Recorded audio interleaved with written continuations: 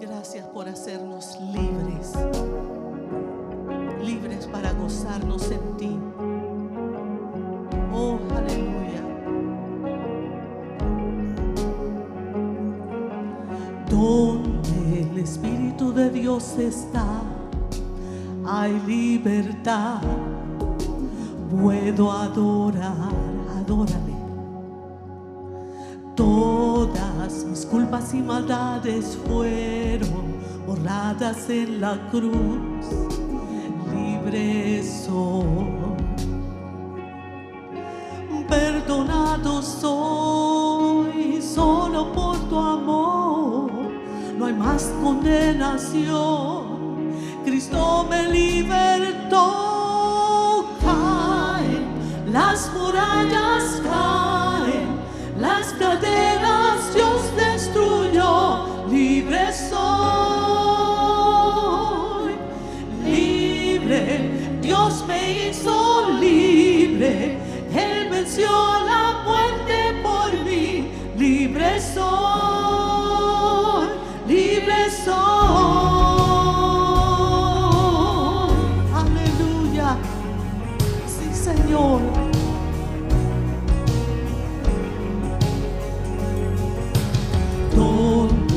Espíritu de Dios está, hay libertad.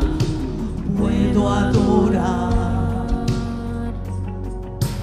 Todas mis culpas y maldades fueron borradas en la cruz. Libre soy, perdonado soy, solo por tu amor. No hay más condenación. Cristo me libertó. Caen las murallas, caen las cadenas, Dios destruyó. Libre soy, libre somos, libre. Dios me hizo libre. Él venció la muerte por mí. Libre soy.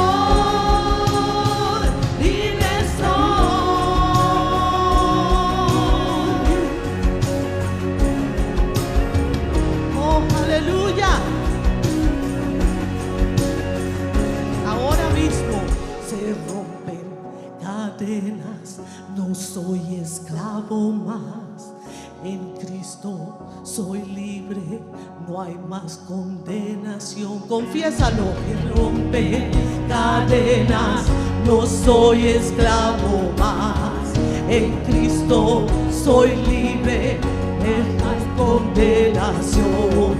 Se rompen cadenas, no soy esclavo más, en Cristo soy libre, no hay más condenación. Caen las murallas, caen las cadenas, Dios destruyó. Libre soy, aleluya. Libre, Dios me hizo libre. Él venció la muerte por mí. Libre soy.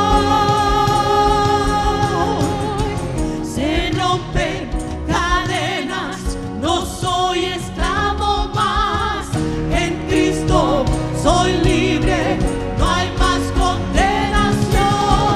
Se rompen cadenas, no soy esclavo más. En Cristo soy libre, no hay más condenación. Oh, gloria al nombre de Jesús. Él es el digno de adorar. Solo Él es digno, solo Él es santo. Alábale, alábale, que salga de lo más profundo de tu ser. Él nos ha hecho libre, por su gracia estamos aquí, por su amor incomparable. De tal manera que Él envió a su Hijo para que diera su vida y derramara su sangre, para que allí Él llevara mis pecados, mis maldiciones, mis enfermedades y todo lo que realmente nosotros cargábamos por causa del pecado. Él nos ha hecho libres. Señor, te damos gracias en esta mañana por Jesucristo. Te damos gracias por el sacrificio, Señor. porque Él es el único camino, la única verdad, la única vida, y nadie va al Padre si no es por Él. Señor, han querido quitarte del medio, pero, oh Dios, solamente tú eres digno, porque solo tú pagaste el precio. Derramaste tu sangre, te levantaste airoso de la tumba y hoy nos ha dado vida y vida eterna, que la disfrutamos desde el momento, Señor, que nos arrepentimos y te entregamos nuestra vida y te aceptamos como nuestro Señor y Salvador. Ten misericordia de este mundo, Padre. Reclamamos al mundo para Cristo. Y en esta hora como pueblo nos unimos de acuerdo orando por nuestras naciones. Oramos, Señor, por Perú, que está en una transición en su, Señor, en su política, mi Dios. Oramos por Cuba, que tengas misericordia, Señor, y que tú abras el entendimiento entenebrecido por el enemigo de todas estas personas, estos gobernantes, Señor, que están queriéndose, Señor, oh Dios, glorificar ellos y tomar, Señor, la parte del enemigo, porque es el que vino, Señor, a robar, matar y destruir. Pero tú viniste a dar vida y vida en abundancia, y reclamamos cada una de estas naciones para Cristo. Venezuela, Señor, que tú sigas obrando, Señor, en Colombia, que tú también sigas obrando, Padre. Oh, que tú des una oportunidad más a este mundo, para que reconozcan que tú eres la única esperanza, Señor, que no hay otro nombre dado a los hombres en que podamos ser salvos, ni poder tener la paz que solo tú puedes dar, no como la del mundo, Señor. Oh Dios, oramos para que tú te glorifiques, Señor, en Israel, Padre, en Irán, en todas estas guerras, en Rusia, Ucrania. Tu palabra lo dice y tus señales se están cumpliendo, y estamos, Señor, seguros que tu venida está a las puertas.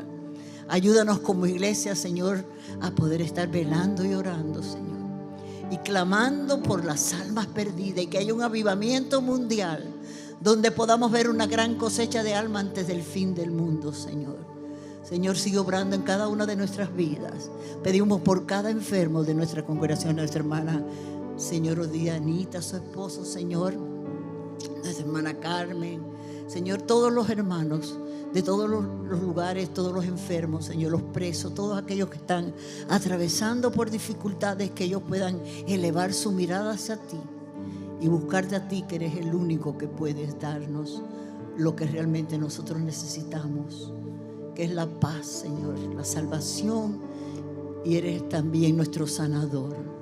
Te pedimos, Señor, que tú bendigas a cada persona aquí presente, y que tu Espíritu Santo continúe manifestándote en cada corazón, y que en esta mañana haya gozo en los cielos, porque vidas se arrepientan de sus pecados y puedan también rendirnos cada día más a ti, Señor. Te damos gracias y te damos toda la gloria, toda la honra a ti, mi Dios, porque solo tú eres digno. Bendice a los hermanos que vienen de viaje, los hermanos, Señor, Carlos y su esposa, que vienen de la isla de Cuba, que tú los guardes y tú les traigas con bien, y a todos aquellos que están en diferentes dificultades, que tú les alcances y les bendiga, a todos los ancianitos, en el nombre de Jesús. Amén y amén. Gloria a Dios. Gloria a Dios. Buenos días, hermanos. Que el Señor Jesucristo los bendiga esta mañana. ¿Cómo fue su semana? ¿Productiva? Amén. Amén, hermanos. ¿Sabe una cosa? Qué bueno es tener a Jesús al lado nuestro, ¿verdad que sí? Y le pregunto por qué le ha ido esta semana, hermanos, porque yo recuerdo hasta hace no mucho, o un tiempo atrás, yo dije algo, y quería recordar que es una bendición tan grande caminar al lado de Jesús, tenerlo a Él en nuestras vidas. ¿Sabe por qué, hermanos? Porque caminar con Jesús, ¿se acuerda de la pesca milagrosa? ¿Se acuerda? Pedro había estado, la Escritura establece, toda la noche pescando y no había cogido un solo pez. Y sabe una cosa, la Escritura establece que lavando el Jesús se sube a su bote, termina de hablar a su audiencia y le dice a Pedro, le dice, boga mar adentro y tira las redes. Y sabe una cosa, nuestro hermano Pedro, ¿sabe lo que hace? Le dice, Señor, toda la noche hemos estado pescando, pero en tu nombre pues voy a tirar la red. Lo que Pedro prácticamente estaba diciendo al maestro es, mira maestro, yo sé que usted es un rabino y yo soy un pescador, he estado pescando toda la noche y en el día es casi imposible que se pueda coger los peces. Bueno, pero si usted lo dice, lo voy a hacer. ¿Y sabe lo que hizo Pedro, hermanos? Tiró una sola red. Y si usted lee el texto, dice, Jesucristo le mandó a tirar sus redes en plural. Y sabe una cosa, Pedro tiró una sola red y cuando iba a intentar jalar la red, no podía subirla. O sea, ¿qué nos deja en esta mañana esta enseñanza tan corta, hermanos, esta meditación tan pequeña, preguntando cómo les fue en el trabajo? Que con Jesucristo nuestra labor es más ligera. Lo que no podemos hacer en 8 horas de trabajo, lo hacemos con una sola tirada de red. Y no solamente eso, somos más productivos, hermanos. Si usted se imagina cuántas veces tiró Pedro la red y no pudo conseguir nada, con esta sola red, hermanos, no podía sacar la red, al extremo que la Escritura establece que Pedro tuvo que llamar a gente, a otros pescadores para que le ayudaran.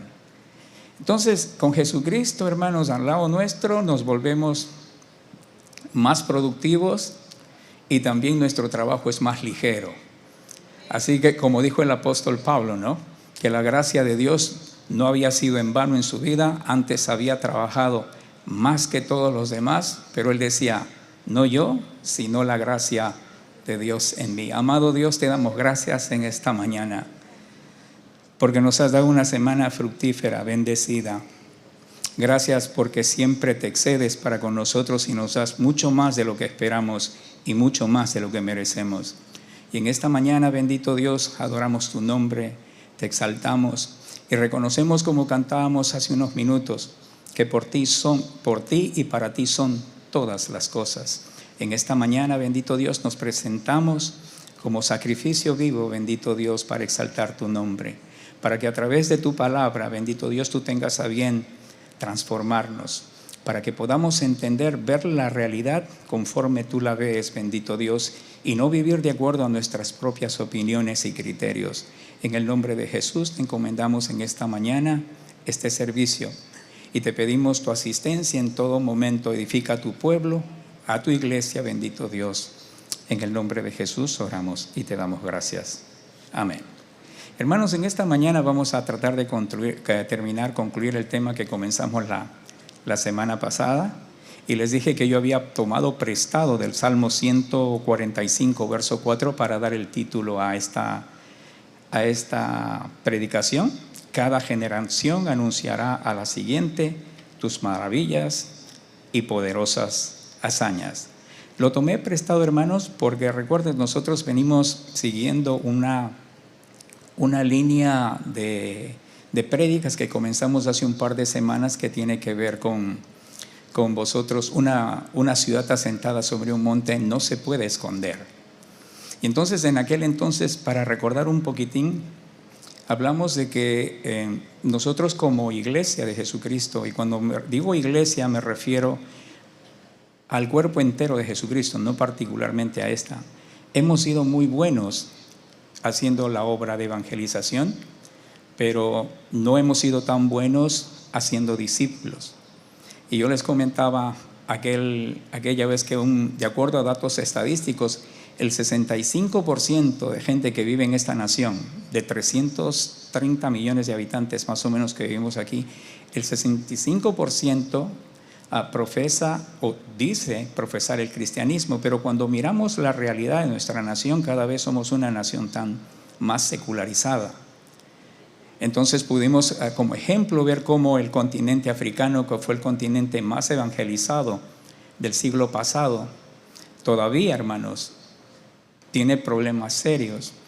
Se reúnen, es la iglesia el siglo pasado que más asistencia tenían los días domingos al templo, y al día siguiente el mismo vecino asesinaba a su propio vecino y no era posible conseguir esto. Entonces vimos también en el pasado el mundo en que vivimos. Pablo nos advierte que vamos a vivir en tiempos peligrosos por causa del carácter de los hombres. Y dentro de esa línea, hermanos, hablamos la importancia del discipulado. Jesucristo nos dijo que discipuláramos a todas las naciones. Y nosotros vimos la semana pasada cómo es que el pueblo de Israel, aquella que salió de Egipto y las subsecuentes generaciones, se secularizaron completamente, no había diferencia alguna, sobre todo a la tercera generación. La Escritura establece que se levantó una nueva generación que no conocía a Jehová ni las obras que había hecho por ellos. Y la Escritura dice, entonces Israel hizo lo malo ante los ojos de Jehová. Ese es el origen de la maldad, el desconocimiento del Dios verdadero y no recordar lo que Él ha hecho en el pasado. Pero también, hermanos, vimos que el discipulado está profundamente ligado a la transformación o al cambio del individuo. Por ello, hermanos, el título le he puesto a esto: cada generación anunciará la siguiente tus maravillas y poderosas enseñanzas. En esta mañana vamos a ver ciertos pasajes que tienen que ver con el discipulado de acuerdo con las Escrituras. Antes de eso, hermanos, yo quería hacer una pregunta. ¿Cuántos de ustedes tienen hijos o tienen nietos? A ver, hijos y nietos. Pues casi todos. La razón por la que le pregunto esto, hermanos, es porque nuestros muchachos van a tener el campamento de verano. Así que haga su mejor esfuerzo para traer a su hijo o a su nieto. Y le digo esto, hermanos, porque vamos a estar hablando casualmente de la labor de padres y de abuelos y de dónde realmente debe comenzar el discipulado. Discipular, hermanos, va más allá del hecho, hermanos, de solamente enseñar Biblia. ¿Se acuerda que el hermano Fumero estuvo aquí hasta hace no mucho y él hablaba de información e formación? Hermanos, enseñar Biblia, eso es fundamental, porque como establece la Escritura en el libro de Efesios, nosotros tenemos que ser edificados sobre el fundamento de los apóstoles y los profetas, y dice el apóstol Pablo, siendo la principal piedra del ángulo Jesucristo mismo. Tenemos que ser edificados en la Escritura, pero el objetivo fundamental, hermanos, y primordial del discipulado es el de Cristo sea formado en nosotros. Pablo el apóstol decía a los Gálatas, hijitos míos, por quienes vuelvo a sufrir dolores de parto, ¿hasta qué? Hasta que Cristo sea formado en vosotros. Esa es la verdadera intención del discipulado. Y Pablo lo dice que no es una labor fácil. Él dice, por quienes vuelvo a sufrir. Es una labor ardua, a veces hasta malagradecida muchas veces. Y yo no he sido pastor, pero sí he sido testigo a lo largo de estos 40 años que llevo congregándome aquí, a los tiempos difíciles que han pasado nuestros pastores. Okay. Entonces, hermanos, el objetivo fundamental del discipulado es que Cristo sea formado en cada uno de nosotros. Esto significa entonces ser un discípulo de Cristo de acuerdo a las Escrituras, hermanos, es ser un seguidor comprometido con Jesucristo que aprende y vive de acuerdo a sus enseñanzas. ¿Ok? Entonces, queridos hermanos, de acuerdo a lo mencionado, yo voy a abrir un pequeño paréntesis para llamar su atención, formulando o haciendo ciertas preguntas. Y vamos a ver si ustedes son capaces de responder. Estoy seguro que ustedes van a poder responder esto. ¿Cuánta gente por lo general seguía a Jesús? Hermanos, cuando usted lee los evangelios, ¿cuánta gente por lo general seguía a Jesús? Muchos, ¿verdad? Es más, las Escrituras. Y vamos a responder, hermanos, esta pregunta de acuerdo a las Escrituras. No tiene que buscarle, pero yo le voy a leer ciertos versículos. Mateos 14:21, y dice, y los que comieron fueron como 5,000 hombres, sin contar las mujeres y los niños. Jesús, en un determinado tiempo de su ministerio, hermanos, dio de comer a una multitud de personas. Y esto es lo que más llama mi atención. Dice, fueron como 5,000 hombres, sin contar mujeres y los niños. Marcos 3:7 dice, Jesús se retiró al mar con sus discípulos y una gran multitud. Dice, de Galilea le seguía, y también de Judea, de Jerusalén, de Idumea, del otro lado del Jordán, y de los alrededores de Tiro y Sidón. Una gran multitud. Lucas 14:25 dice, grandes multitudes iban con él. Pero pregunto nuevamente, hermanos, ¿cuántos realmente eran los discípulos de Jesús dentro de toda esta multitud? ¿Cuántos? ¿Y el resto qué cosa eran? Simplemente seguidores. Hermanos, ¿a dónde quiero llegar con esta declaración? Que lo establecen los evangelios a lo largo de todos ellos, Mateo, Marcos, Lucas y Juan. Dice que grandes multitudes seguían al Maestro. Hermanos, si Jesús hubiera querido tener una mega iglesia en su tiempo, lo hubiera hecho. Porque imagínense, el milagro más grande de conversión que vemos en el libro de los Hechos es que en un solo día se convirtieron 3,000, pero a Jesucristo lo seguían multitud de gentes. Eran seguidores de Jesucristo, pero realmente sus discípulos, ¿cuántos eran? 12. Ahora, hermanos, otra vez, si Jesucristo hubiese querido construir un templo, lo hubiese hecho, o construir una mega iglesia, lo hubiese hecho, para poder albergar, ya sabemos, a gente de Galilea, de Judea, de Jerusalén, de Idumea, del otro lado del Jordán, de Tiro. Y no solamente eso, hubiese tenido una iglesia multicultural, no solamente judíos, sino también de gentiles, porque Tiro y Sidón no están dentro del territorio de Israel. Pero hermanos, quiero hacer esta aclaración, no quiero que se me malinterprete. ¿Ok? El discipulado realmente no se trata de construir edificios, no, pero de construir vidas. Pero ojo, hago la salvedad, con eso tampoco quiero decir que no hay que construir templos o edificios. Nosotros damos gracias a Dios que hemos estado durante mucho tiempo orando por un nuevo templo y el Señor nos ha abierto las puertas y ahora dentro de poco nos vamos a mudar a un templo. Pero hermanos, el fin fundamental, lo último del trabajo de la iglesia es el individuo. Por supuesto que hay que construir templos, pero sin olvidar que el fin último de la iglesia es el de construir vidas a través del discipulado. Efesios capítulo 2, verso 20 dice que nosotros somos edificados sobre el fundamento de los apóstoles y los profetas, siendo la principal piedra del ángulo Jesucristo mismo, y dice, en quien todo el edificio. Fíjese que se compara a la iglesia con un edificio, pero no dice que es un edificio. Este lugar, hermanos, es donde la iglesia se reúne. Todo el edificio bien coordinado, dice, va creciendo. ¿Con qué objetivo? Para ser un templo santo en el Señor. Y yo le digo, hermanos, podemos tener templo sin tener iglesia, pero podemos tener iglesia sin tener templo.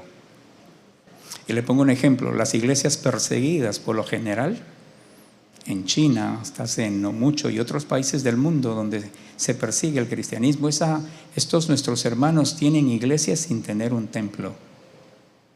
Y yo el domingo pasado, cuando hablamos de la transformación y el cambio, les dije, hermanos, que no perdamos a Cristo aquí en la misma iglesia. Y también les dije el domingo pasado que Judas, que caminó al lado de Jesús y tuvo el maestro por excelencia, hermano, se perdió. La generación antigua que divagó en el desierto, que tuvo al mejor pastor que quizás hubiesen podido considerar en esa época, Moisés, toda aquella generación, incluyendo Moisés, no entraron a la tierra prometida. ¿De qué nos sirve, hermanos, construir grandes edificios y albergar tanta gente en ellas si solo unos cuantos son discípulos y los demás simplemente seguidores o creyentes en Cristo? Y otra vez hago referencia que grandes multitudes seguían al Maestro. Pero su discipulado, ¿qué cosa? Se limitaba a 12 personas. Jesucristo en una ocasión, después de multiplicar los panes, ¿se acuerdan? Cuando esta gente se despertó, Jesucristo ya no estaba más allí, estaba a la otra ribera del río. Y allá le siguió a esta gran multitud y Jesucristo se volteó y les dijo, vosotros me seguís porque habéis comido por los panes y los peces, pero Jesús les dijo, pues hoy día no hay desayuno. Entonces Jesucristo estaba aclarando las motivaciones que debemos de tener si hemos de seguir realmente a Cristo. Nuestras prioridades y nuestras motivaciones deben de ser cambiadas. Como cantábamos aquí, todo es por Él y para Él. Y yo entiendo que, hermanos, en medio de momento en que vivimos, por ejemplo, es muy tentador quedarse en casa viendo el mundial. Yo no digo nada en contra de ellos, ¿no? Pero qué mejor darle a Dios lo que es de Dios, venir a su templo, no solamente escuchar la Escritura, pero darle gracias por sus bondades y sus misericordias manifestadas durante todo el tramo de esta semana. ¿Okay? ¿De qué, hermanos, nos sirve otra vez alimentar a los homeless o a la gente indefensa si al cabo de un año no hay transformación y cambio? El Evangelio se ha dado ¿para qué cosa? Para que seamos transformados. ¿Explico? Cuando realmente alimentamos a los homeless, y otra vez, hermanos, no me malinterprete, yo no estoy diciendo que no hay que alimentar a la gente que no tiene hogar. Lo que estoy diciendo es que no podemos, al cabo de un año o 2 años, que esa persona siga siendo indigente. El trabajo como iglesia es levantar, darle la mano a este individuo, restablecerlo, ponerle en la sociedad, que se vuelva un hombre o una mujer de bien y pueda hacer lo mismo con otros. Entonces, hermanos, en esta mañana yo voy a hablar un poquitín del discipulado acerca de cómo se mencionan en las Escrituras. Y también cuando decía cuántos tenemos hijos y cuántos tenemos nietos, vamos a ver en realmente dónde comenzamos el discipulado. El discipulado, hermanos, de acuerdo a la Escritura, es una labor que tiene un comienzo en un lugar específico, pero a la misma vez es una labor simultánea que se extiende a otras partes y a otros lugares. Por ejemplo, Jesús dijo en Mateos 28:19, id y haced discípulos a todas las naciones. Pero en el libro de Hechos, hermanos, el capítulo 1, el verso 8, Jesucristo les dice a sus discípulos, y me seréis testigos, y les dice dónde habían de comenzar. ¿Dónde les dice que debían comenzar, hermanos? De acuerdo al verso primero, en Jerusalén, en el territorio o en la casa. Y por cierto, hermanos, aquí hago un pequeño paréntesis, la palabra testigo es la palabra mártir, de donde viene la palabra mártir. O sea, eso es lo que en el fondo es un testigo. Les dice que debían de comenzar en Jerusalén, o sea, en casa, y de ahí les dice en toda Judea, o sea, en nuestro entorno inmediato, nuestros vecinos más cercanos, si usted quiere llamarlo así. Y les dice en Samaria, en nuestro entorno más lejano, en otras palabras ya nuestras fronteras más próximas, y hasta lo último de la tierra, en nuestro entorno más extremo, fuera de nuestro territorio o de nuestras fronteras. Lo que quiero decir, hermanos, es que el discipulado tiene lugar donde comenzar, pero también simultáneamente se expande hacia otros lugares. Fíjese, hermanos, cómo reaccionó la iglesia cuando Jesucristo dio este mandato de ir a hacer discípulos a todas las naciones. ¿Qué hicieron los discípulos? ¿Salieron por todo el mundo, hermano? ¿Sí o no? Se quedaron en Jerusalén. Se quedaron en Jerusalén. Y al quedarse, hermanos, muy cómodos en Jerusalén, ¿sabe lo que Dios levantó? La persecución para hacer que su iglesia saliera. Y en medio de la persecución, hermanos, y sabe una cosa, y aquí hago otro paréntesis, estaban tan cómodos, hermanos, que no quisieron salir, al extremo que la Escritura dice en el libro de los Hechos que ellos tenían en común todas las cosas, porque todo el mundo, dice, entregaba sus cosas a los apóstoles. Hasta Bernabé, que tenía una propiedad, la vendió y los puso a los pies del Señor. ¿Sabe una cosa, hermanos? Entregaron todo lo que tenían y llegó un momento en que empobrecieron totalmente. Si usted tiene una gallinita, hermanos, y la conserva, bueno, usted tiene, al día siguiente puede comer huevos duros. Si tiene la gallinita, puede comer otro día huevos fritos. Si tiene la gallinita, puede comer otros días los huevos pasados por agua. Pero ¿qué pasa cuando usted mata a la gallina, hermanos? Entonces pasa hambre. ¿Se acuerda? Y cuando nosotros leemos las instrucciones en el Antiguo Pacto, hermanos, Dios nunca nos manda al pueblo de Israel a vender sus tierras. ¿Me explico? Vendieron todo Se acabó la gallinita y empobrecieron al extremo, hermanos, que Pablo tenía que traer ofrendas a la iglesia madre. Ojo, otra vez, no digo, hermanos, que no hay que ayudar a nuestros hermanos misioneros. Pero lo que quiero decir es que debemos de ser sabios como manejamos los recursos con que Dios me da. Cierro el paréntesis ahí y vuelvo a la persecución. La persecución vino, hermanos, y tuvieron que salir. Ahora, gracias a esta persecución, hermanos, y la persecución que hizo que nuestros hermanos fueran más allá del territorio, y entonces el mundo tuvo acceso a la revelación de Jesucristo. Los judíos en el pasado, hermanos, fueron esparcidos por el mundo entero y llevaron el conocimiento del Dios verdadero, pero no lo revelaron. Ahora que ese conocimiento ya ha sido dado, Dios está utilizando nuevamente la persecución para recoger a su pueblo, el pueblo judío, y devolverlos a la tierra que les dio como heredad. Pero el trabajo nuestro como iglesia ahora, hermanos, es revelar a este Dios que el pueblo judío ha llevado a las naciones. Dios se manifestó a través de la vida de Jesucristo, y Jesucristo dijo: el que me ha visto a mí, ha visto al Padre. Esa es nuestra labor como iglesia, revelar al Dios que el pueblo judío esparció por él, llevó el conocimiento al mundo entero. Entonces, dicho esto, hermanos, si debemos comenzar por nuestra Jerusalén, ¿dónde? La pregunta que le hago es, hermanos, ¿dónde usted cree que está ubicada su Jerusalén? La más cercana. ¿Dónde? La casa. Perfecto. Eso me encanta. Es la casa.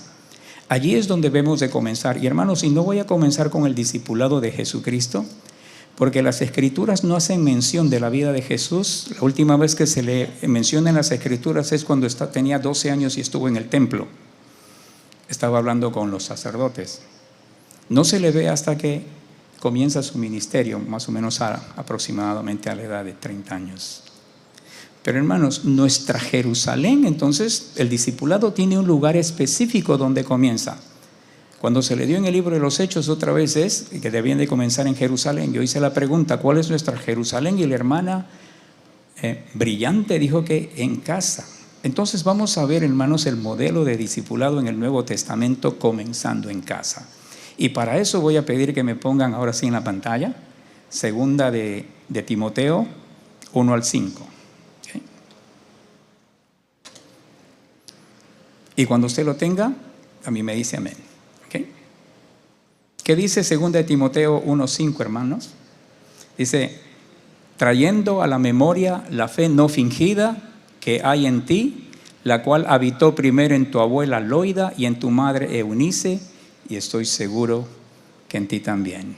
Por lo tanto, hermanos, nuestro primer campo misionero y de discipulado simultáneo es nuestro hogar. ¿Usted se da cuenta lo que dice el verso? ¿Dónde comenzó, hermanos? La fe no fingida que hay en ti, la cual habitó primero, ¿dónde, hermanos? En la abuela Loida. Y después, ¿qué cosa? Se traspasó a mamá Eunice y después a Timoteo. Por eso otra vez hago hincapié en esta mañana: si usted tiene nietos o tiene hijos, tráigalos para el campamento de verano. ¿Se da cuenta? Ahí está la labor de la abuela Loida y de mamá Eunice. Pero de acuerdo a este verso, hermanos, ¿dónde comenzó el discipulado de Timoteo? En su propio hogar. ¿Sabe lo que dije, hermanos? Hogar, no dije casa. Porque sabe una cosa, una persona puede tener una casa y no tener un hogar, o viceversa, tener un hogar y no tener casa. La labor más fundamental de abuela Loida y de mamá Eunice fue, ¿qué cosa? Enseñar las Escrituras al pequeño Timoteo. Y de acuerdo, hermanos, a ese mismo verso, ¿quiénes fueron los primeros mentores? Está la abuela y está la madre. Dice: trayendo a la memoria la fe no fingida que hay en ti, la cual habitó primero en tu abuela Loida y en tu madre Eunice, y estoy seguro que en ti también. ¿Okay? Los primeros mentores entonces de nuestro hermano Timoteo fueron su abuela y su madre. Ojo, La Escritura no hace mención del padre de Timoteo, y según los historiadores, el padre de Timoteo era de origen griego. Y estoy seguro, hermanos, que él escuchó de los labios de su padre mencionar a los dioses griegos. Estoy casi seguro. Pero ¿sabe una cosa? Abuela Loida y mamá Eunice hicieron un trabajo excelente. ¿Por qué le digo esto, hermanos, que es relevante? Quizás para usted no, pero por ejemplo yo me crié dentro del marco de un hogar católico. Mi madre era muy estricta con su creencia. Es más, fuimos a escuelas religiosos católicos. Había que ir todos los domingos a misa. Y en un mes particular del año había que ir todos los días a misa. Había que estudiarnos los catecismos y todo de memoria. Pero mi padre era de descendencia judía. Mi padre no fue tan consecuente como mi madre, y al final todos nosotros abrazamos más el catolicismo en la familia. Y hermanos, y yo me volví sobre todo cuando hubo el movimiento, no recuerdo cuál es el nombre en el catolicismo, yo me involucré en ellos. Íbamos de puerta en puerta y teníamos reuniones. Y cuando habían casos de injusticia en la ciudad, íbamos y nos parábamos y reclamábamos en corte lo que no es justo. Fui muy activo en eso. Pero hermanos, yo defendía algo que en el fondo, cuando fui confrontado con la verdad, tuve que reconocer que lo que yo creía, que lo que mami me enseñó y lo que yo aprendí en las escuelas y de los sacerdotes católicos no era cierto. Y sabe que una cosa, lo que a mí me dijeron los primeros días acerca de la verdad de Dios fue tan contundente, hermanos, que sabe una cosa, estábamos jugando, no sé cómo le dicen en su país, estábamos jugando fútbol o fulbito, y yo paré y le dije a aquel que me estaba predicando el evangelio, a mi padre espiritual, le dije, mira, no aguanto más, yo quiero conocer ese Dios que tú conoces. Y allí en medio del juego paramos y yo hice mi conversión por Jesucristo. Pero nosotros tenemos aún un reto más grande, hermanos, porque todavía la generación mía, todavía estábamos en búsqueda de la verdad. Hoy tenemos una generación totalmente diferente, que no está interesada en conocer la verdad. Entonces, se ha vuelto esto un poco más complicados. Y volviendo, hermanos, la ausencia del rol de uno de los miembros de la familia, hermanos, no es excusa para no discipular a nuestros hijos. Puede faltar mamá o papá, pero no hay ninguna excusa. En este caso, hermanos, el padre de Timoteo, como les dije, era de origen griego, pero al final, abuela Eunice, abuela Loida y el madre Eunice hicieron un buen trabajo discipulando a Timoteo. Al extremo, hermanos, que Pablo le dice que persiste en lo que has aprendido y te persuadiste sabiendo de quién has aprendido las Escrituras. Entonces, hermanos, nuestros primeros discípulos son nuestros hijos. ¿Okay? Pero también, hermanos, este verso, voy a coger ahora el otro verso y voy a pedir que pongan 2 de Timoteo 3:15. 2 de Timoteo 3:15. Y aquí vamos a aprender un poquitín, hermanos, desde cuándo tenemos que comenzar esta labor. Ahora les estoy hablando, hermanos, como padres y como hijos, y después vamos a hablar la labor que usted tiene ahora como conocedor de Jesucristo para compartir las Escrituras con otros. Ya lo tiene, ahí está. Pero persiste tú en lo que has aprendido y te persuadiste sabiendo de quién has aprendido y que desde la niñez has sabido las sagradas Escrituras. Hermano, ¿cuándo debemos comenzar nuestra labor de discipulado? Desde muy pequeños, desde la niñez. El discipulado, en otras palabras, comienza en casa. Nosotros somos los discipuladores y nuestros primeros discípulos son nuestros hijos y comenzamos con ellos desde la niñez. Así que si usted tiene un hijo de 15, 16, 17 años o un nieto, y estamos un poquitín retrasados de tiempo, pero no estamos fuera de tiempo. El campamento de verano, por ejemplo, es una muy buena ocasión para traer a sus hijos y a sus nietos. ¿Okay? La Escritura establece que nosotros debemos empezar el proceso de discipulados desde la niñez. Y esa palabra niñez, hermanos, es la palabra brefos en griego, ¿no? Que significa niño de pecho, o sea, desde muy temprana edad. Otra cosa que quiero llamar su atención es, hermanos, dice, y que desde la niñez has sabido. Esa expresión has sabido, el tiempo gramatical de esta expresión, hermanos, está en un pretérito compuesto. ¿Qué es lo que quiere decir esto en castellano? Que es un evento que ha ocurrido en el pasado, pero que se extiende hasta el presente. El trabajo de discipulado, hermanos, fue bastante bueno. Y yo le pregunto aquí, hermanos, sin intención alguna de avergonzar a nadie, pero por ejemplo, si yo hiciera preguntas como, por ejemplo, ¿cuántos libros tiene la Biblia? ¿Cuántos libros tiene el Nuevo Testamento? ¿Cuántos libros tiene el Antiguo Testamento? O sea, preguntas sencillas, hermanos. Y ahora otra vez se nos ha complicado porque casi ya no hacemos el uso de nuestras Biblias porque tenemos nuestros teléfonos. Pero es bien importante, hermanos, que comencemos el trabajo de discipulados en nuestro hogar. Ahora, hermanos, ¿qué manual hemos de usar para discipular a nuestros hijos? La misma Escritura lo dice. Dice que has sabido las sagradas Escrituras, las cuales te pueden hacer sabio para la salvación por la fe que es en Cristo Jesús. Esa es nuestro manual que debemos usar para discipular a nuestros hijos, las sagradas Escrituras. Y ese mismo verso establece quién es la fuente de las sagradas Escrituras. Es Dios mismo. Toda la Escritura, dice el verso 16, no sé si está el verso 16, dice, es inspirada por Dios. Hay otras versiones que traducen que es el soplo y es el aliento vivo de Dios mismo. Y lo más importante, hermanos, aquí nos va a dar Pablo las razones más poderosas por las que nos va a hablar sobre la rentabilidad de las Escrituras. Y es útil, hermanos. Todo es útil para enseñar, para corregir. Todo eso es la rentabilidad. Vamos a ir viendo uno por uno. Y el Salmo 19, hermanos, establece que la ley de Jehová es perfecta, que convierte el alma. En otras palabras, a esta palabra no le falta nada. Pero lo más importante, hermanos, es que lo posee todo. Por eso a nosotros se nos manda no añadir ni a quitar nada. Porque tiene todo lo necesario para que nosotros podamos crecer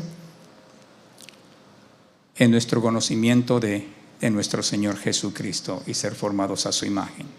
El apóstol Pedro, por ejemplo, decía, desead como niños recién nacidos la leche espiritual no adulterada para que por ello crezcáis, si es que habéis gustado la benignidad del Señor. El escritor a los Hebreos decía, pero el alimento sólido es para aquellos que han alcanzado madurez, aquellos que tienen los sentidos ejercitados en el bien y en el mal.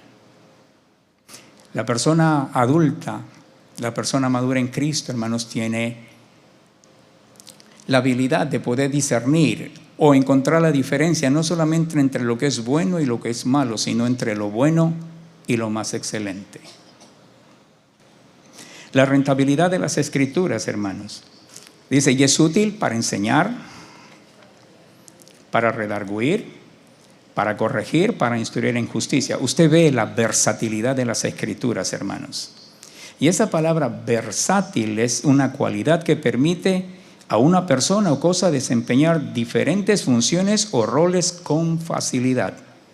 La Escritura, hermanos, es útil para enseñar, para redarguir, para corregir, para instruir en justicia. ¿Y cuál es su fin, hermanos? ¿Cuál es su objetivo último? Usted sigue leyendo, verso 17, dice ¿qué cosa? A fin de que el hombre de Dios sea perfecto. Cuando la Escritura dice perfecto, hermanos, no está hablando que no tiene errores. Pero si usted sigue leyendo el texto, usted va a encontrar la definición de lo que Pablo está queriendo decir. Dice, enteramente preparado para toda buena obra. Y esa palabra enteramente, hermanos, es un adverbio que significa de manera completa, total, sin excluir absolutamente nada. ¿Okay? Se utiliza para indicar que una acción, estado o cualidad abarca el 100% de su capacidad. Por lo tanto, hermanos, los Timoteos no son gente improvisada. Timoteo, hermanos, no fue un discípulo improvisado. Fue el resultado de ¿qué cosa? De la labor de su abuela y de su madre. Y ese es el deseo de Dios, hermanos, volverte su instrumento, porque eso es lo que el verso dice: dispuesto para toda buena obras. Las buenas obras, de acuerdo a lo que hemos leído, hermanos, son el resultado de haber recibido un discipulado eficiente en casa, comenzando en casa, haciendo el buen uso de las Escrituras, sacando la rentabilidad máxima de la Escritura, hermanos, para que Dios pueda tener un Timoteo dispuesto para toda buena obra. Hermanos, esa es la manera, por ejemplo, que establece y que pude encontrar en las Escrituras, de acuerdo a cómo encontrar nuestra Jerusalén, en este caso empezar en casa. Pero hermanos, si usted se fija en el Antiguo Testamento, eso no ha variado ni ha cambiado. En el Antiguo Testamento, y aquí es cuando tiene sentido, hermanos, el título que yo puse a esta prédica, que nosotros íbamos a enseñar qué cosa, de generación a generación, las obras grandiosas de Dios. Deuteronomio 6:4, yo voy a pedir que lo pongan ahora en pantalla, y cuando lo tenga usted dice amén. Vamos a ver de qué manera, hermanos, en el Antiguo Testamento Dios instruyó al pueblo a discipular a su pueblo. ¿Ya lo tienen? Deuteronomio 6:4 dice: oye Israel, Jehová nuestro Dios, Jehová uno es. La palabra el Shema, hermanos, lo que se conoce, que el pueblo judío lo recita en la mañana y al atardecer. El Shema Israel, Adonai Eloheinu, Adonai Echad. Oye Israel, Jehová nuestro Dios, Jehová uno es. Okay, esta palabra en el hebreo, hermanos, la palabra oír, no simplemente significa prestar atención, sino actuar en obediencia consecuentemente. No simplemente es oír, sino es obedecer a lo que se está diciendo. Y dice: Jehová nuestro Dios, Jehová uno es. Dios establece que hay un solo Dios, no hay más dioses. Es un solo Dios. Y es el único Dios, y fuera de él no existe otro, hermanos. Y dice: y amarás a Jehová tu Dios de todo tu corazón y de toda tu alma y con todas tus fuerzas. Fíjese lo que dice el verso, hermanos, que debemos amar a Dios de todo corazón. No dice con todo, aunque está implícito. Y la palabra todo, hermanos, si usted busca en el diccionario, usted va a encontrar que esa palabra significa en plenitud, completamente, y con una variedad. O sea, en este caso es el corazón, el alma y las fuerzas. Pero fíjese, hermanos, que esta expresión amarás a Jehová tu Dios lleva consigo implicaciones prácticas. No es un amar de labios. Como decía el profeta: este pueblo de labios me honra, mas su corazón está lejos de mí. Cada vez que la Escritura hace mención de este verbo amar, es siempre seguido de una acción noble que tiene un propósito eterno. Por ejemplo, el versículo que nosotros más conocemos, Juan 3:16. Porque de tal manera amó Dios al mundo. ¿De qué manera amó Dios al mundo? ¿Qué dice? ¿Qué sigue el verso? Que ha dado. ¿De qué manera ama a Dios? Dando a su Hijo. El verbo amar en las Escrituras siempre lleva consigo una acción práctica. Por ejemplo, otro de los versos en Efesios capítulo 5 que dice: maridos, amad a vuestras mujeres, así como Cristo amó a la iglesia. ¿Y de qué manera lo entregó? Y se entregó a sí mismo por ellas. Amar a Dios tiene implicaciones prácticas. Cuando Dios le dice a Israel: y amarás a Jehová tu Dios con todo tu corazón, con toda tu alma y con todas tus fuerzas, involucra todo su ser. Dice, y estas palabras que te mando hoy, fíjese lo que dice el verso 6. Usted seguirá abriendo su Biblia mañana, pasado, de aquí a 1 año, 2 años, 3 años. Y ese verso seguirá diciendo que te mando hoy día domingo. Estará siempre presente. Dice, estarán sobre tu corazón y las repetirás. ¿A quién había que repetir esto que estaba aprendiendo los padres, o lo aprendido, que es un discipulado simultáneo, hermanos? Y estas palabras que dice, que yo te mando, fíjese, es un mandato. Dice, hoy estarán sobre tu corazón y las repetirás. ¿A quién, hermanos? Lo primero que dice es a tus hijos, a nuestros hijos. Y después se establece el lugar donde debemos de comenzar. ¿Qué más dice? Y hablarás de ellas estando... ¿Dónde dice? No, primero lo que dice, hermanos. ¿Estando dónde? En tu casa. ¿Dónde comienza el discipulado, hermanos? En casa. Y después dice la ocasión y el tiempo. Dice, y andando por el camino, en medio de nuestros quehaceres diarios. Hermanos, yo por lo general tenía la costumbre y tengo hasta ahora la costumbre de escribir los versículos bíblicos y en tarjetas pequeñas y van conmigo a todo lugar. Pero este consejo le doy, no lo ponga sobre el carro, no se distraigan las escrituras manejando el carro porque puede tener un accidente. Gracias a Dios no tuve accidente alguno, pero creo que no es prudente estudiar las escrituras manejando el carro. Pero lo que quiero decir es, hermanos, andando por el camino en medio de nuestros quehaceres diarios. Y luego dice, y al acostarse, al finalizar el día o nuestra faena laboral. Y cuando te levantes, antes de comenzar un nuevo día. Hermanos, la ocasión en que se debía comunicar o hablar las escrituras, lo que está diciendo es que debemos hacerlo en todo momento, en todo lugar, en todo tiempo. Y el Señor, que es tan bueno, también nos da la metodología para enseñar o discipular a nuestros hijos. La metodología que debíamos usar es la repetición. Si usted se fija en el verso 7, dice, y las repetirás a tus hijos. O sea, una y otra vez. Y en el nuevo pacto no ha cambiado eso, hermano. ¿Se acuerda del apóstol Pedro? Pedro le dijo a sus discípulos, y yo me voy a asegurar de que ustedes tengan memoria de todas las cosas, aunque yo no esté presente. Había que repetirlas una y otra vez. Y por lo general, hermanos, la repetición no suele ser a veces bienvenida. Y cuando digo esto, no, ya sé, I know. Pero hay que repetirlas una y otra vez. ¿Okay? Después habla que debíamos usar como metodología de enseñanza o pedagogía, hermanos, la comunicación. Tenemos que hablar de ellas y usar ayudas visuales. Dice, y las atarás y las escribirás. Dios nos da la metodología de cómo enseñar a nuestros hijos. ¿Cuál es el objetivo de todo esto, hermanos?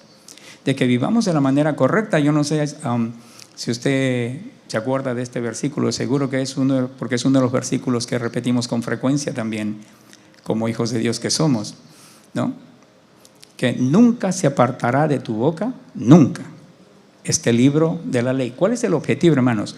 Para hacer conforme en él está escrito. En otras palabras, vivir de la manera correcta. Eso es el objetivo primario. Dice, nunca se apartará de tu boca este libro de la ley, sino que meditarás en ella de día y noche para hacer conforme en él está escrito. Y después viene el resultado, la recompensa. Dice, entonces harás prosperar tu camino y todo te saldrá bien. El hecho de vivir bien, hermanos, es el resultado de ser consecuentes con la Escritura. Nunca se apartará de tu boca este libro de la ley. Y gracias a Dios que aún las circunstancias adversas que vivimos, hermanos, Dios las puede tornar para bien. Y no solamente eso, Dios tiene la habilidad de haber caminos donde no los hay. Por lo tanto, si obedecemos la Escritura, siempre haremos prosperar nuestro camino y todas las cosas nos saldrán bien. Le voy a poner un ejemplo más y con esto ya vamos concluyendo, hermanos. Génesis 18, 19. Aquí está Dios personalmente hablando con Abraham. Y esta escritura que le voy a mencionar se da dentro del contexto de la destrucción de Sodoma y de Gomorra. Génesis 18, 19, dice la escritura, dice, porque yo sé que mandará, Dios hablando a Abraham, porque yo sé, esto es lo que Dios sabía, hermanos, de Abraham, porque yo sé que mandará a sus hijos y a su casa después de sí que guarden el camino de Jehová. Dios estaba seguro, hermanos, de que Abraham mandaría, fíjese que está en plural, a sus hijos, porque si usted se da cuenta, Abraham no solamente tuvo a Isaac, él se volvió a casar después de la muerte de Sara y tuvo más hijos con Cetura. Pero también a él se le conoce como el padre espiritual de las religiones más grandes. Me explico, el judaísmo, los musulmanes y nosotros los creyentes. Dice, porque yo sé que mandará a sus hijos y a su casa después de sí que guarden el camino de Jehová. ¿De qué manera iban a guardar ellos? Dice, haciendo justicia y juicio, para que haga venir Jehová sobre Abraham lo que ha hablado acerca de Jesús. Hermanos, y quiero ya pararme aquí y voy a hablar un poquitín acerca de Jesús, del discipulado de Jesús. Voy a ir solamente mencionando unos cuantos porque ya no nos queda mucho tiempo y en 5 minutos cerramos, ¿ok? Fíjese el discipulado de Jesús, hermanos. El discipulado de Jesús primero comenzó en una ciudad que cosa en su región circundante, en la región de Galilea. ¿Ok? Y se dedicó a discipular grupos pequeños. En este caso solo tuvo 12 discípulos. Y esto, hermanos, es un llamamiento personal, pero sobre todo es una invitación que Dios hace a todo aquel que quiere seguirle. Jesucristo nunca le torció el brazo a nadie, ni coacciona a nadie para seguirlo. Jesús les dijo a sus discípulos, venid en pos de mí. Fue una invitación. Si usted se da cuenta, hermanos, la escritura dice que ellos, dejando al instante sus redes, le siguieron. Al instante, no titubearon. Y no sé si usted se acuerda del llamado de Eliseo, cuando Elías llamó a Eliseo, hermanos, la cosa más que llama mi atención en las escrituras es que ¿sabe lo que hizo? Simplemente le dijo, déjame ir a despedirme de mis padres y luego te sigo, le dijo Elías. Pero antes de seguir a Elías, hermano, ¿sabe lo que hizo? Agarró unos bueyes, los sacrificó y su arado lo puso como leña y lo quemó. ¿Sabe lo que estaba diciendo Eliseo? No hay planes segundos. Su herramienta de trabajo la quemó por completa. No hay vuelta atrás. ¿Se acuerda de Pedro, hermanos? Pedro, en cambio, ¿sabe lo que hizo, hermanos, al final? Cuando ya Jesucristo lo crucificaron y todo, lo primero que Pedro dijo fue, mira, ¿sabes qué? Voy a pescar. Y fue y sacó su bote otra vez. Bueno, Pedro dijo, si falla esto, pues ahí está mi bote. Pero cuando Eliseo siguió a Elías, quemó su arado. Esa es la clase de compromiso que debemos de tener nosotros si queremos ser discípulos verdaderos de Jesucristo. El discipulado, hermanos, es más que un programa, y no digo que no lo sea porque se necesita un programa, pero más que un programa, hermanos, es una relación mutua de individuos como la que tuvo Jesús con sus discípulos. Por ejemplo, a veces la pastora, nos sentamos con ella a veces a almorzar, o a veces tenemos un rato de coinonía ahí afuera. Explico, es una relación mutua entre individuos. Otra cosa, Jesús enseñaba con el ejemplo. Juan 3:15 dice, porque ejemplo os he dado para como yo os lo he hecho, vosotros también lo hagáis. No es posible discipular cuando tenemos nosotros un doble mensaje. Y luego, hermanos, delegó responsabilidades. El tipo de discipulado de Jesús era, yo lo hago contigo y lo haces solo. ¿Ok? Y voy a parar ahí, hermanos, porque me faltó hablar sobre la forma como Pablo también discipulaba. Pero concluyo con esto, hermanos, diciendo esto y haciendo unas preguntas en esta mañana. Discipular, hermanos, es invertir tiempo, vida y palabra en otros, como lo hizo Jesús y Pablo. El discipulado comienza con el ejemplo personal.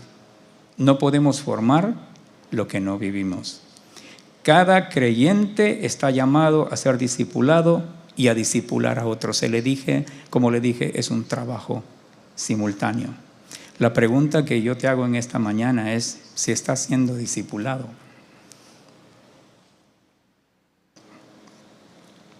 Y esa es una pregunta muy personal, y en eso usted debería de hacerse una introspección. Y la otra pregunta es: ¿a quién está usted discipulando? ¿O a quiénes podría usted empezar a discipular? Ya sabemos que, hermanos, nuestra labor en casa es fundamental, pero simultáneamente hacemos un trabajo paralelo. Por ejemplo,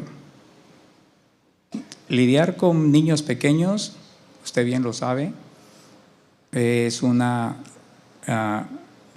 demanda de una labor ardua, especialmente porque los niños pequeños,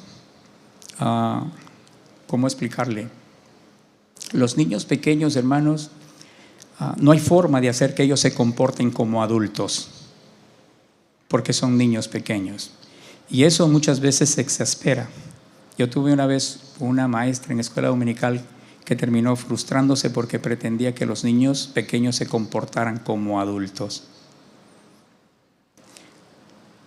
Entonces se necesita mucho tino para tratar con... Y los jóvenes, hermanos, son impetuosos. Y cuando digo impetuosos, por falta de madurez, es que no tienen frenos, no miden las consecuencias. Y lidiar con ellos también es un poquitín, porque siempre cuestionan. Y no digo que su cuestionamiento sea malo, sino que nosotros debemos saber orientarlos y ayudarlos a tomar decisiones concretas. Yo recuerdo una prédica que dio aquí el hermano Silva, hablando de Sansón y hablándonos a nosotros. En aquel entonces yo era joven, no me considero viejo también. Hablando de la vida de Sansón, él decía que el pecado te llevará más lejos de lo que tú pretendes llegar. Te detendrá más tiempo del que tú pretendías gastar y te costará más de lo que pensabas gastar. Hacer entender eso a nuestros jóvenes a veces es un poquitín complicado. Pero en esta mañana, hermanos, otra vez te pregunto si estás siendo discipulado.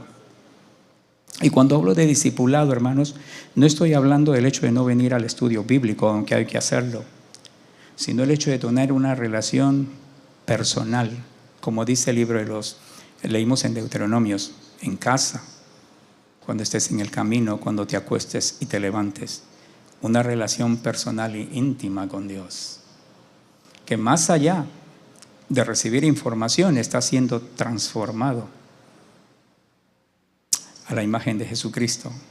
En esta mañana voy a pedir bajes tu cabeza y hagas una introspección personal y ver el lugar donde estamos todos nosotros ocupados. Si simplemente soy parte de esa multitud que sigue a Jesús, o soy parte de ese grupo pequeño, porque así trataba Jesús. No tengáis miedo, manada pequeña. Y ese es el remanente, hermanos, que a lo largo de la historia siempre Dios ha tenido. Y en esta mañana, hermanos, yo te invito a hacer una introspección y ver dónde te ubicas. Y si realmente eres un discípulo de Jesucristo, pídele que su gracia de continuo te ayude a tener ese deseo profundo de conocerlo, como dijo el apóstol Pablo, agradándole en todo, llevando fruto en toda buena obra y creciendo siempre en el conocimiento de Jesucristo. Pero si te encuentras por A o por B motivos en ese grupo grande, pídele en esta mañana de todo corazón que quieres volver un discípulo para que la vida de Jesucristo sea formado en ti. Padre, en el nombre de Jesús, te damos gracias en esta mañana por tu palabra. Padre, queremos ser una iglesia influyente Que digan de nosotros, como dijeron en el libro de los Hechos, estos que trastornan el mundo han llegado hasta aquí, y no ser trastornados por el mundo. Ayúdanos, bendito Dios, a cada día a tener tiempo contigo, a ser consecuente con lo que creemos, bendito Dios, y no tener una doble vida. Ayúdanos a honrarte con nuestros pensamientos, como decía el salmista, que puedan ser gratos los dichos de nuestra boca y la meditación de nuestro corazón delante de ti, oh amado Dios. Que podamos, bendito Dios, verte obrar en nuestras vidas día tras día, para que, como decía también el salmista, podamos traer al corazón sabiduría. Ayúdanos, bendito Dios, para que día tras día podamos seguir siendo transformados, no estancarnos, bendito Dios, de tal manera que podamos entender, como dice el libro de Romanos, cuál sea la buena voluntad tuya, que es agradable y perfecta. Hermanos, si en esta mañana tú no has conocido a Jesucristo, yo te hago una invitación a ponerte en pie para orar contigo y le abras las puertas de tu corazón. ¿Habrá alguno aquí en esta mañana que no conoce a Jesucristo? No. Somos todos de casa, así que vamos a despedirnos. Amantísimo Dios y Padre nuestro, te damos gracias en esta mañana, porque has venido, bendito Dios, no solamente a salvarnos para darnos la vida eterna, sino para salvar la vida que tú nos has de dar al recorrer este peregrinaje, a vivirla de manera correcta, de manera excelente. Padre, a darle valor y sentido a las cosas que realmente tienen valor y peso eterno. Y ayúdanos en la medida que tus dones y tu gracia se manifiestan a ser buenos mayordomos de ellas, de nuestro tiempo especialmente. Que podamos en medio de nuestros quehaceres diarios, bendito Dios, hacer un tiempo para tener comunión contigo, aún en el camino. Padre, y que al caer el día, como decía el salmista, no contar tus beneficios porque serían innumerables, pero ser conscientes, bendito Dios, de que hemos podido volver a casa con salud. Pero también a levantarnos al nuevo día, al poner en tus manos, bendito Dios, nuestro caminar. Que seas tú, como dice tu palabra, enderezando nuestro caminar, porque así lo establece tu palabra, cuando dice: fíate de Jehová de todo tu corazón, y no te apoyes en tu propia prudencia. Reconócelo en todos, no unos cuantos, en todos tus caminos, y tú enderezarás nuestras veredas. Guíanos cada día, bendito Dios, al comenzar un nuevo día, por sendas de justicia. Que tu palabra, bendito Dios, sea lámpara a nuestros pies y lumbrera a nuestros caminos, y endereza nuestros pasos, bendito Dios, de tal manera que podamos honrarte en todo momento, en todo lugar, en todas circunstancias. Padre, ahora nos despedimos de este lugar, mas no de tu presencia, dándote gracias en el poderoso nombre de Jesús nuestro Salvador. Amén. Están despedidos, hermanos.